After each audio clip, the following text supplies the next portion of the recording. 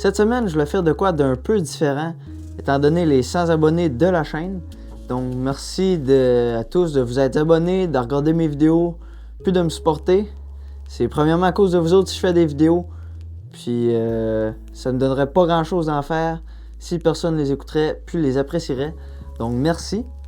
Pour répondre aux questions que plusieurs d'entre vous me demandent, comment je fais mes vidéos animation sur tableau blanc, aujourd'hui je vais vous montrer les options de base sur le logiciel que j'utilise, puis vous saurez la base si vous êtes un débutant.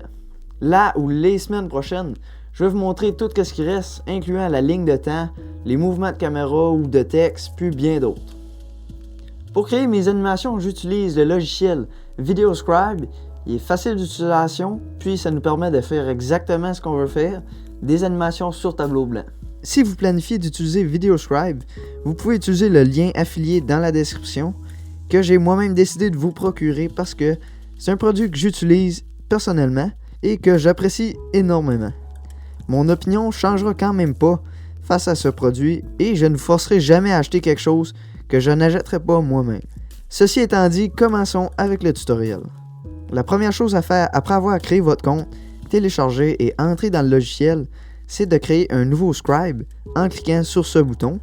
Vous allez maintenant vous retrouver avec un tableau vide et plusieurs autres boutons. Ensuite, ce que je fais toujours, je change le fond d'écran pour une couleur ou une texture différente en utilisant ce bouton.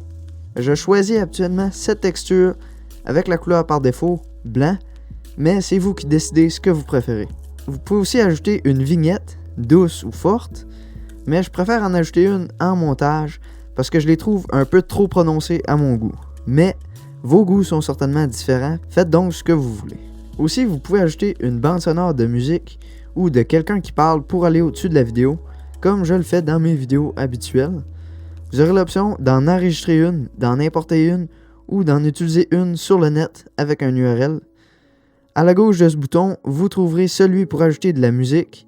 Vous choisissez celle que vous voulez et la chargez en appuyant sur le crochet. Je pense que c'est assez explicite et que j'en ai assez dit. Ensuite se trouve le bouton pour créer des graphiques.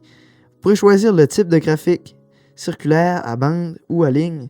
Puis vous pourrez entrer les étiquettes des bandes ou des lignes ou des parties de la tarte, par exemple les jours de la semaine ou les mois. Vous pourrez ensuite choisir où les étiquettes seront écrites, à l'intérieur, à l'extérieur ou nulle part. Puis vous pourrez cocher la case Show Values si vous voulez que les chiffres soient affichés aux côtés des étiquettes.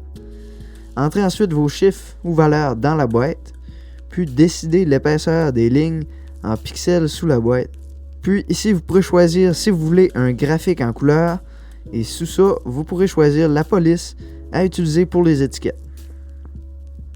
Par la suite va se trouver le bouton pour ajouter du texte.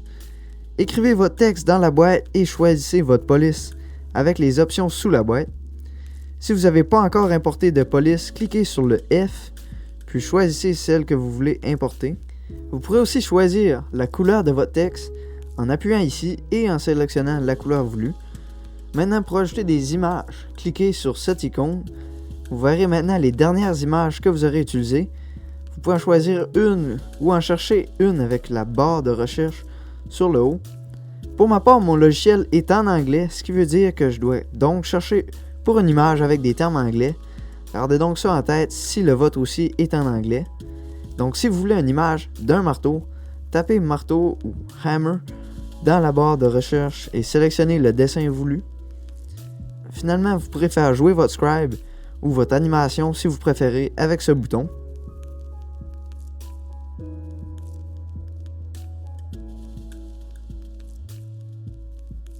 Puis vous pourrez l'enregistrer avec ce bouton, puisque vous devrez attendre à la semaine prochaine pour les instructions supplémentaires. Pour conclure, j'espère que vous allez avoir du plaisir puis du succès avec vos animations. Puis si vous avez des questions, laissez-les en commentaire, puis je ferai de mon mieux pour les répondre. Ou sinon, abonnez-vous, puis vous allez recevoir les prochaines vidéos qui répondront peut-être à vos questions. Sur ce, c'était Justin King qui vous dit à la semaine prochaine. La lumière à votre vidéo. Vous pouvez obtenir une bonne exposition en montant les ISO, oui, mais bien souvent, monter les ISO, ça va rendre des parties de l'image trop claires, en plus d'apporter du bruit de l'image. Par exemple, si vous voudriez éclairer cette scène pour bien l'exposer, vous pourriez monter les ISO